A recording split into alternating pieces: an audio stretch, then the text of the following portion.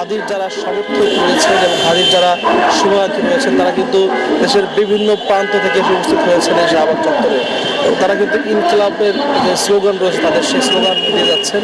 এবং তারা বলছেন যে এই যে হাদিকে হত্যা করা হলো, দিবালোকে রিক্সা চলা অবস্থায় তাকে গুলি করা হলো, এই যে আইন শৃঙ্খলার অবনতি, এই দায়ভার নিয়ে আসলে স্বরাষ্ট্র উপদেষ্টাকে পদত্যাগ করতে হবে এবং একজন যোগ্য স্বরাষ্ট্র উপদেষ্টা তাদেরকে উপহার দিতে হবে। কারণ এই স্বরাষ্ট্র উপদেষ্টাকে যখনই প্রশ্ন করা হয় যে আইন শৃঙ্খলা পরিস্থিতি কী অবস্থায় রয়েছে, বিপুল পরিমাণ অস্ত্র এখনও নিখোঁজ রয়েছে, অস্ত্রগুলো কোথায় রয়েছে, তখনই তিনি কিন্তু পটল, আলু এমনকি পেঁয়াজের বর্ণনা দেন।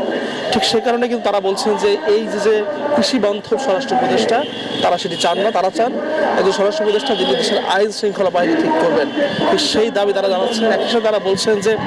অনতিবিলম্বে হাদিকে যারা হত্যা করেছে সেই হত্যাকারীদের গ্রেপ্তার করে বিচারের মুখোমুখি করতে হবে এবং এক্ষেত্রে সরকারকে খুব দ্রুততার সাথে এর বিচার নিশ্চিত করতে হবে। এবং তারা বলছেন যে এই যে শাহবাগ চত্বর,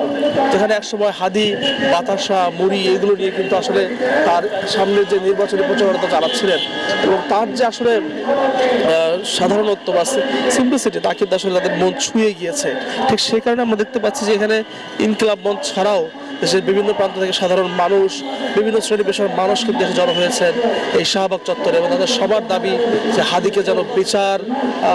দেওয়া হয় এবং তার জন্য হাদির যে হত্যাকারী আছে তাদের বিচার করা হয় এবং হাদির সে বিচারের অধিকার রাখে। এবং হাদিকে কিন্তু আজকে দুপুরবেলায় মানিক মে এভিনিউ থেকে যখন জানাজা পড়ে এখানে নিয়ে আসা হবে তখন তারা বলছেন যে তারা সেখানে কিন্তু সেই কফিন ছুঁয়ে শপথ করবেন যে যতক্ষণ পর্যন্ত হাদির হত্যার বিচার না হয় ততক্ষণ পর্যন্ত তারা এই আন্দোলন চালিয়ে যাবেন। আজকে আমরা জানতে পেরেছি যে মানিক মে এভিনিউ থেকে কিন্তু তার লাশ নিয়ে আসা হবে ঠিক আমাদের পাশেই যে ঢাকা বিশ্ববিদ্যালয় কেন্দ্রীয় জামে মসজিদ আছে সেখানে, এবং সেখানে কিন্তু তার জানাজা অনুষ্ঠিত হবে এবং নামাজের পরেই কিন্তু হাদিকে দাফন করা হবে জাতীয় কবি কাজী নজরুল ইসলামের কবরের ঠিক পাশেই। ঠিক তারপরেই কিন্তু আসলে তারা পুরোপুরি আন্দোলন বেগবান করবেন বলে আমাদের জানিয়েছেন এবং তারা বলছেন সর্বাত্মক আন্দোলনে ডাক দেবেন যদি সরকার ব্যর্থ হয় সেই হত্যাকারীদের গ্রেফতার করে বিচারের আওতায় আনতে। একই সাথে এই যে আইন শৃঙ্খলা পরিস্থিতির অবনতি হলো সেই বিষয় নিয়ে আসলে স্বরাষ্ট্র উপদেষ্টা ভ্রুক্ষেপ করেছে কিনা তাও তাকে জানাতে হবে, অন্যথায় তাকে কিন্তু পদত্যাগ করার আহ্বান জানিয়েছেন তারা। আর যতক্ষণ পর্যন্ত তাদের এই দাবিগুলো আদায় না হবে তারা কিন্তু রাজপথে থাকবেন বলে জানিয়েছেন। ঠিক সেই স্লোগান দিয়ে কিন্তু আজ সকাল থেকে তারা এখানে এসে জড়ো হতে শুরু করেন। কিছুক্ষণ আগেই থানার সামনে থেকে অর্থাৎ শাহবাগ থানার সামনে যে রাস্তাটি আছে তা কিন্তু ব্লকেট দিয়ে বন্ধ করে দেওয়া হয়, তবে এর বাকি যে তিনটি রাস্তা আছে তাকে চলমান রয়েছে এবং যান চলাচল সেদিক দিয়ে স্বাভাবিক রয়েছে। তবে ঢাকা বিশ্ববিদ্যালয় থেকে শাহবাগের দিকে যাওয়ার যে রাস্তাটি রয়েছে সেটি কিন্তু বন্ধ করে দেওয়া হয়েছে এবং ধীরে ধীরে কিন্তু এই ভিড় বাড়ছে এবং মানুষের মধ্যে যে ক্ষোভ, চাপা ক্ষোভ তা আরও বাড়ছে। তারা সবাই বলছেন তারা অনতিবিলম্বে হাদির হত্যার বিচার চান। আমাদের আরেকজন সহকর্মী রয়েছে মানিক মে এভিনিউতে, চলে যাচ্ছে সাইফুলের কাছে। সাইফুল, মানিক মে এভিনিউর চিত্র কেমন এখন দেখছেন?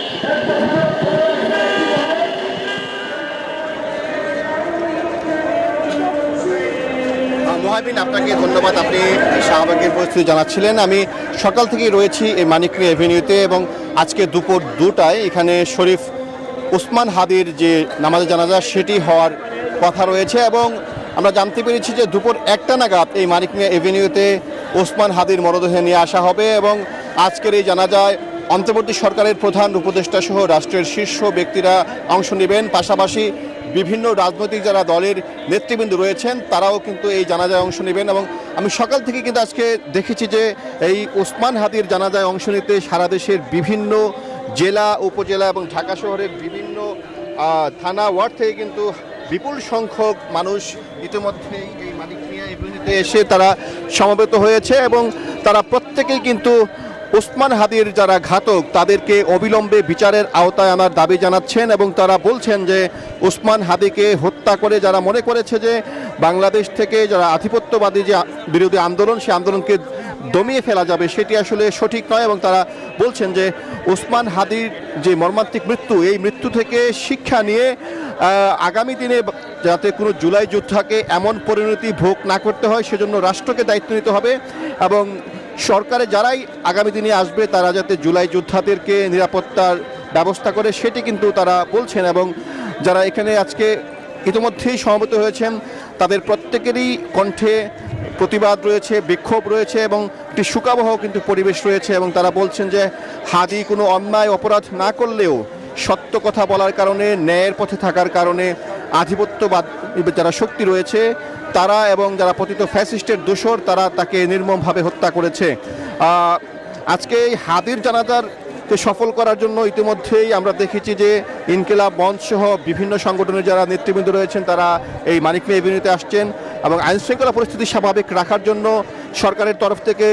যথাযথ ব্যবস্থা নেওয়া হয়েছে। 7,000-এর মতো পুলিশ সদস্য আজকে এই মানিক মিয়া এভিনিউতে দায়িত্ব পালন করবেন। পাশাপাশি আনসার সদস্যরা রয়েছে, র্যাব রয়েছে এবং সেনাবাহিনীর সদস্যরাও কিন্তু আমি দেখেছি জাতীয় সংসদের যে দক্ষিণ গেটের ভিতরে তারা অবস্থান নিয়ে আছে এবং এই জাতীয় সংসদের সামনের যে রাস্তা সেটি আসলে মূলত মানিক মিয়া এভিনিউর রাস্তা এবং এই রাস্তার দুপাশে সকাল থেকে কিন্তু ব্যারিকেড দিয়ে জনসাধারণের প্রবেশদ্বার সেটি কিন্তু সংকুচিত করা হয়েছে এবং সব মিলে যেটি বলা চলে যে শরীফ ওসমান হাদির জানাজা দুপুর 2টায় শুরু হওয়ার কথা থাকলেও ইতিমধ্যেই কিন্তু হাজার হাজার মানুষ এই মানিক মিয়া এভিনিউতে এসে উপস্থিত হয়েছেন এবং তারা প্রত্যেকেই ওসমান হাদির যারা ঘাতক রয়েছেন তাদেরকে অবিলম্বে বিচারের আওতায় আনার দাবি জানাচ্ছেন। এই ছিল আমার কাছে মানিক মিয়া এভিনিউ থেকে সর্বশেষ পরিস্থিতি। সাইফুল, ধন্যবাদ আপনাকে।